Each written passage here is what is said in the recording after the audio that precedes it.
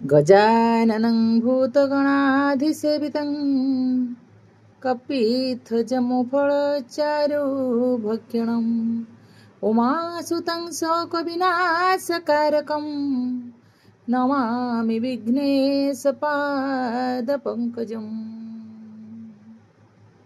ॐ नमः गणेश विघ्नेश गिरिजानन्दन प्रभु मम विघ्न विनाशाय गणाधिपतये नमः। हेलो व्यूअर्स, नमस्कार, जय जगन्नाथ। मु गीतांजलि आपण मानक एक नुआ वीडियो को स्वागत करुछि। लॉ ऑफ अट्रैक्शन अनुसार आमे केवल थिंक एंड ग्रो रिच ए कथा पढ़ी कि आमे धनी हुई परिबा नाही। आमे केवल विचार करिकी धनी हुई परिबा नाही। ठीक विचार मन मध्यरे जन्म करबा को हेबो। आमर विश्व ब्रह्मांड लॉ ऑफ ग्राविटी जेमिति काम करछि, जोड़ा कि माध्याकर्षण शक्ति, सेही परी आमर लॉ ऑफ अट्रैक्शन मध्य काम करूछि।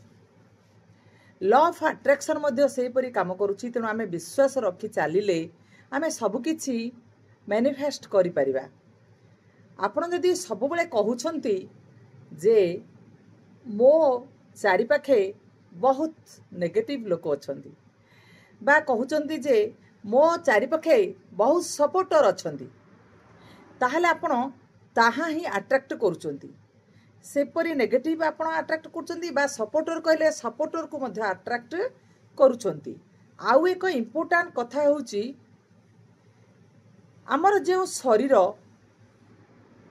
ताहार भाइब्रेशन बा एनर्जी एक खेल, शरीर सहित भाइब्रेशन एनर्जी एक खेल चली। आम शरीर होउची जो एनर्जी अच्छे आम शरीर रे, ताहा विश्व ब्रह्मांड रे मध्य से एनर्जी भरी रही। आमर माइंड रे माने दुईटी पार्ट अच्छी, गोटे है सबकॉन्शियस आ गोटे है कॉन्शियस। सबकॉन्शियस पार्ट जोटा सेटा होची आमर अवचेतन मन, अवचेतन मन। आ जोटा कि आमर से अवचेतन मनटा आमर निजे निजे से काम करुची, माने से सब इमोशनल एक्सपीरियंस को माने स्टोर करी चलुची। जेमिति गोटे मनकर आमे पिला दिनु आमे भाबुचे जे आमे बहुत दुख पाइचे बा आमे बहुत गरीब अवस्था रे चली आछे बोले सी माइंड रे हमरो सबकॉन्शियस माइंड रे सेटा हमरो सेट हेकि रहिछि। कोन सेट हेकि रहिछि ना आमे सब बेले असुविधा परिस्थिति रे आसीछे, आउ टंका रोजगार करबा भारी कष्ट, आउ ए जीवन चलेबा भारी कष्ट। ए प्रकार हमरो माइंड रे सेटअप हेकि रहिछि, जोटे कि सबकॉन्शियस माइंड रे सेट हे जाइछि। तेनु जीवन जीवा भारी कष्ट बोली भाबिकरी आमर ये जो सबकॉन्शियस माइंड रे सब बेले एटा आमर भाइब्रेट होउथाय। पूरा ब्रह्मांडर एनर्जी ताको एक्टिवेट करूची। से जो अच्छी आमर माने चिराचरित जो रही आम माइंड रे सबकॉन्शियस माइंड रे, से जिनसटा को ही सी कौन करथे ना भाइब्रेट करथाय आमर जो अच्छे आमर विश्व ब्रह्मांड। किंतु कॉन्शियस माइंड होची कोन ना ये होची कोन ना आमर एक्टिविटी से करूची, लॉजिकली काम करूची, आउ प्रॉब्लम सॉल्व करूची, डिसीजन मेकिंग, ए सब होची कॉन्शियस माइंड रो काम। हेले आमे तो जो प्रकार आमर सेटिंग हेची माइंड रे आमे ताकू भूलिबाडा कष्ट होची। तेणु आमे माइंड रे आमर बसी जाइछि जे हमकु जहाँ जहाँ सब आमर भरी रही से सबकॉन्शियस माइंड रे आमे ताकू केमिति सब चेंज करबा, ताकू कहा साहाय्य रे आमे कन्वर्ट करबा। सेथिबे एटा म आपन कहूची गोटे बेस्ट उपाय अच्छी। माने कौन एथिपाई प्राणायाम हो बा मेडिटेशन हो बा ब्रीथिंग एक्सरसाइज हो, ए सब आमको किंतु कौन सी ये स्कूल परिवेश हो कि जोठी भी हो आमको सेटा सुजोग मिलू नाही। तेणु यह आम चेंज करने को आपण मानकू प्रैक्टिकल स्टेप नबाकू पड़िबो। कौन करेंगे आपण सब आप गोल विषय चिंता करेंगे, सब भावे ଆପଣ ଆପଣଙ୍କ ଗୋଲ୍ ସହ ଇମୋସନାଲି ଆଟାଚ୍ ହେବେ। ଆପଣ ଯାହା ବି ପାଉଛନ୍ତି ସେଟା ଇମୋସନାଲି ଆଟାଚ୍ ହେବେ।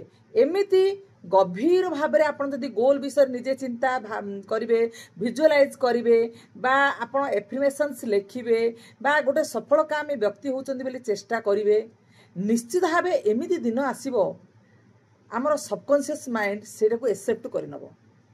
ଆଉ ଆମର ଯେଉଁ ପ୍ୟାଟର୍ନଟା ରହିଛି ଆଗରୁ ସେ ପ୍ୟାଟର୍ନଟା ବି ଚେଞ୍ଜ ହେଇଯିବ। ଆମ ମାଇଣ୍ଡରେ ଆମେ ସକ୍ସେସଫୁଲ୍ କେମିତି ହେବା, ଆମର ଗୋଲ୍ ପାଇଁ କେମିତି କାର୍ଯ୍ୟ କରିବା, ସେସବୁ ଆକ୍ଟିଭିଟି ମଧ୍ୟ ଆମେ କରିବାକୁ ପଡ଼ିବ ବା ଆକ୍ସନ୍ ନେବାକୁ ପଡ଼ିବ। ଏମିତି ପରିସ୍ଥିତି ଆସିବ ଯାହା କି ଚେଞ୍ଜ ହେଇଯିବ। ଆଉ ଭାଇବ୍ରେସନ୍ ମଧ୍ୟ ଆମର ବଢ଼ିବ। ଏଇ ଭାଇବ୍ରେସନ୍ ବଢ଼ାଇବା ପାଇଁ ଆମକୁ ଆଳସ୍ୟ ଆଉ ଯେଉଁ ଚିଡ଼ଚିଡ଼ାପଣ, ରାଗ ଏସବୁ ଛାଡ଼ିଦେବାକୁ ପଡ଼ିବ। ସବୁବେଳେ ବିଶ୍ୱ ବ୍ରହ୍ମାଣ୍ଡ ଉପରେ ବିଶ୍ୱାସ ରଖିବାକୁ ପଡ଼ିବ। ତାଙ୍କ ଉପରେ ଡାଉଟ୍ କରିବାକୁ ହେବନି। ମୋର ସବୁ ଇଚ୍ଛା ପୂରଣ ହେଉଛି, ଭଗବାନ ସବୁ ଇଚ୍ଛା ମୋର ପୂରଣ କରୁଛନ୍ତି, ଏହିପରି ଆପଣ ସବୁବେଳେ ଭାବିବେ। ଯାହାଦ୍ୱାରା ଆପଣ ରେଜଲ୍ଟ ବିଷୟରେ ବି ଚିନ୍ତା କରିବେ। ଆଉ ଏସବୁ କଲେ ନିଶ୍ଚିତ ଭାବେ ଆପଣ ଗୋଲ୍ରେ ଆପଣଙ୍କର ପହଞ୍ଚି ପାରିବେ। ଆଉ ଏଇଟା ଚେଞ୍ଜ କରିବା ପାଇଁ ବହୁତ ସମୟ ଦରକାର। ଯେହେତୁ ଆମର ଫିଡ୍ ହେଇକି ରହିଛି ଆରମ୍ଭରୁ ଆମର ସବକନସିୟସ୍ ମାଇଣ୍ଡରେ, ଏଟାକୁ ଚେଞ୍ଜ କରିବା ପାଇଁ ଟାଇମ୍ ଲାଗିବ। ସେଥିପାଇଁ ବୋଲି ଆପଣ ମେଡ଼ିଟେସନ୍ ହେଉ ବା ଯେଉଁ ଆଫର୍ମେସନ୍ସ ଲେଖା ହେଉ ବା ଭିଜୁଆଲାଇଜେସନ୍ ହେଉ କି ଯାହା ବି ହେଉ କଣ୍ଟିନ୍ୟୁଅସ୍ 45 ଦିନ, ମାସେ, 2 ମାସ ଏମିତି କରନ୍ତୁ। କଲେ ଆପଣ ନିଶ୍ଚିତ ଭାବେ ଆପଣ ଯାହା ଗୋଲ୍ ଚାହୁଁଛନ୍ତି ଆପଣ ତାହା ପାଇପାରିବେ। ଆଉ ଆପଣ ନିଶ୍ଚିତ ଭାବେ ସକ୍ସେସ୍ ହେବେ। ଆଉ ଆପଣ ଡାଉଟ୍ କରିବା ଛାଡ଼ି ଦିଅନ୍ତୁ ବିଶ୍ୱ ବ୍ରହ୍ମାଣ୍ଡ ଉପରେ।